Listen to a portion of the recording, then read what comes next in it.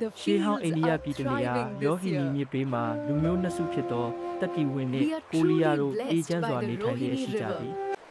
သို့သောမိုးခေါင်ခြင်းကရောက်ရှိလာသည့်ရေတံများလျော်နှဲလာပြီးလေယာများခြောက်သွေ့သွားကြသည်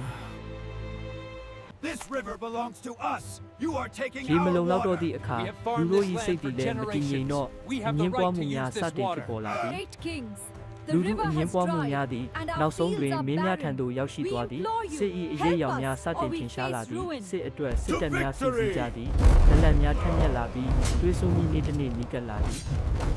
Charge! နှစ်ဖက်စစ်တပ်များမျက်နှာချင်းဆိုင်ရပ်တည်ကြသည်အချိန်တစ်ခဏသာကြန့်ရှိတော့သည်စစ်ပွဲကြီးစတင်တော်မူထိုအချိန်တွင်ကမ္ဘာအလင်းတော်မြတ်စွာဘုရားသည်စစ်တပ်နှစ်ဖက်ကြားသို့ပေါ်ထွန်းလာသည်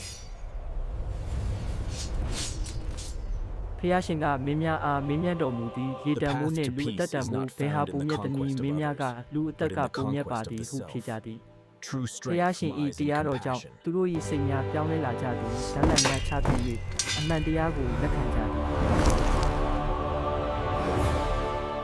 The river truly flows နောက်ဆုံးတွင် again. စစ်မဖြစ်တော့ဘဲ And our ညီညွတ်မှု fields ပြန်လည်ရရှိ have ပြီး never ရေတစ်ဆက် looked ကြောင့်လူ greener. အသက်များမဆုံးရှုံးရဤသည်မှာ The သ river ဟ is ဇာတာ၏အောင်ပွဲ finally ဖြစ် full သည် again.